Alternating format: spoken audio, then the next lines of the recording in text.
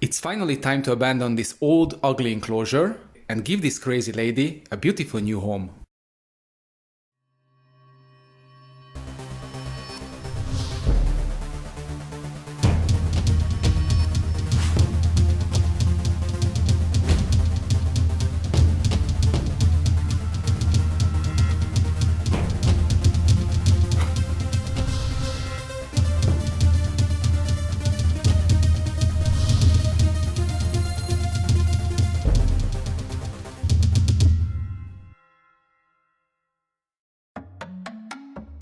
Hi everyone, projectPet here with a new video. Long time no see, right? I know. Even I don't remember the last time I released my last proper video, but believe me, I had my reasons. I've been working my ass off for almost 4 months, 12 to 16 hours a day.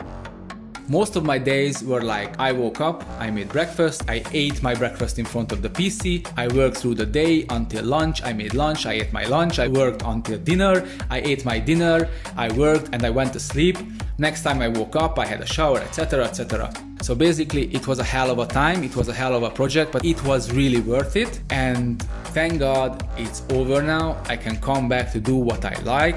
I can share the stuff I like with you guys. Obviously, I haven't stopped caring for my animals and I haven't stopped evolving my reptile room. I made some modifications, I made some changes, changed the quality of life of my animals I actually keep. I sold some of my animals, I decreased the number of animals I keep, and I'm increasing the size of the environments of those animals I plan to keep.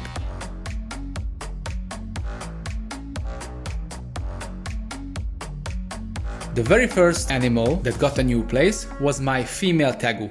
She lived in a small, old, bad-looking place, and I think she really deserved something much better. For that, I had a huge enclosure, which was my female savannah monitor's enclosure. For those who doesn't know the story, my female savannah monitor died, and you can check that story on my channel if you want. So I had an old enclosure, but I had to renew it. It looked alright, but I wanted something better. When I actually destroyed the enclosure, broke the old background, the hides, I realized that the bottom of the glass enclosure was broken. I immediately knew why. It was because of a technical error. I made the background of this enclosure in a hurry, with pouring cement onto the background and let it dry after shaping it. Why was it a bad choice? It's simple. Cement can shrink and grow depending on the ambient temperature. Grows when it's hotter. The background absorbed the heat from the heat lamp and the heat coming from the sun coming through the window behind the enclosure. But since it had no place to grow, it cracked the glass.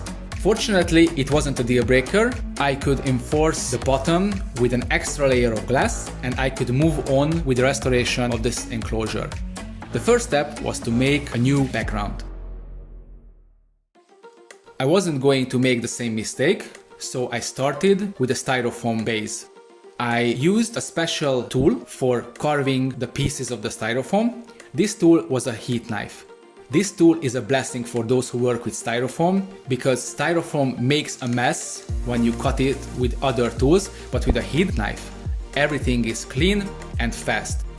I cut different pieces and glued them onto a flat layer of styrofoam, making the main shape of the background. Once I was done, I checked it, and when I thought it was final, I moved on to the next step. Next step was the cement work. Before I started working, I used a little trick not to make a mess while mixing the cement.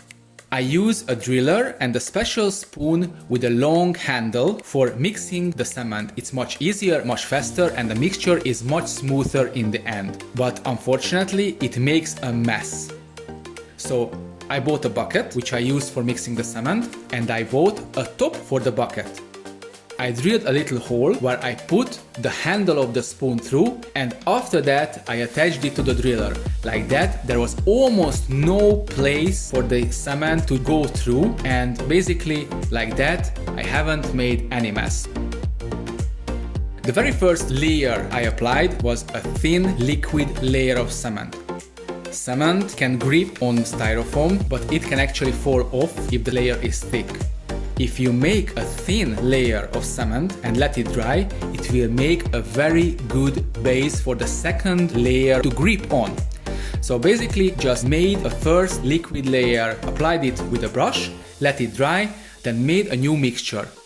The second mixture was a heavy, thick mixture, 1.5–2 centimeters thick. This layer gave the mess of my background, and usually this layer gives most of the mess of my backgrounds I make.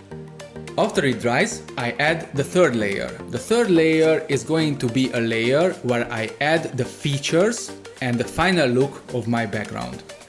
First of all, I have to make the smooth surface disappear.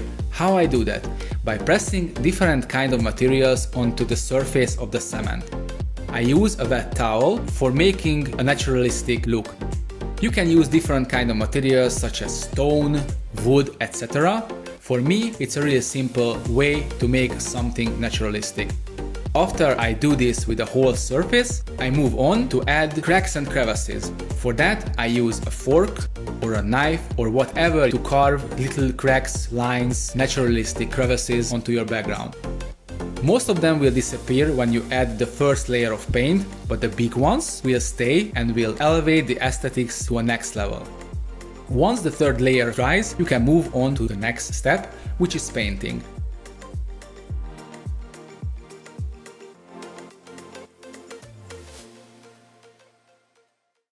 It's a simple 3-step job. First step is the base layer. I use white paint for that. The type of the paint is the type you use for the exterior walls of your buildings, which protects them against harsh weather.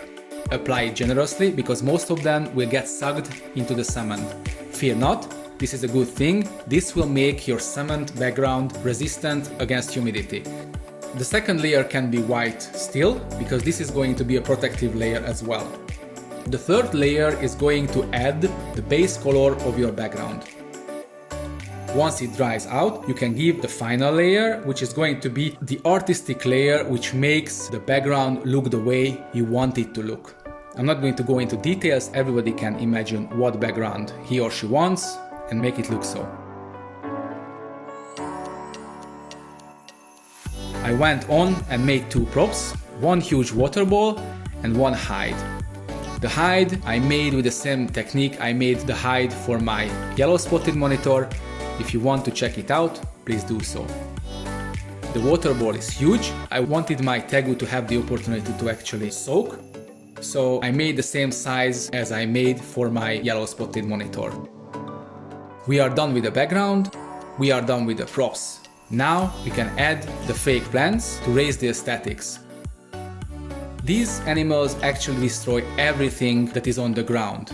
No matter how durable fake plants you choose, in a few weeks these guys will tear everything apart. What to do then? Since the background I made doesn't have ledges, the animal won't climb on this background. I just add the plants onto the background. Simply I use silicone, I glue them onto the background. On top of the silicone, I just add some mulch and some cocoa fiber to camouflage the glue itself. I tried it in my yellow spotted monitor's enclosure and it works like a charm. So, we have the plants, we have the props, we have the background, we need to add the substrate mixture. I will use 50–50% mulch cocoa fiber mixture. It works perfect for my TEGU, it holds humidity and the mulch gives extra texture to the mix. I wanted to make sure that the substrate my TEGU gets is completely clean. I sanitized it with hot, boiling water. With that, everything that wasn't supposed to be there was killed and the mix was clean. I think the new enclosure turned out gorgeous. Now I have to add the animal itself. I have to tell you guys, since the animal is in the new enclosure, everything has changed.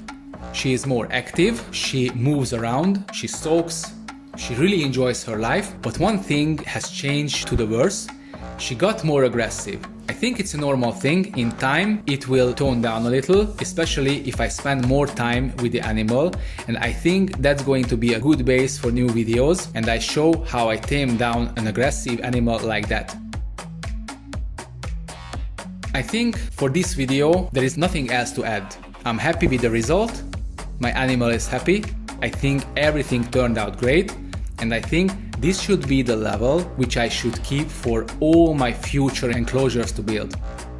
Well, believe me guys, there are a lot of things I'm planning and those things will be shared. So stay tuned. See you in the next video.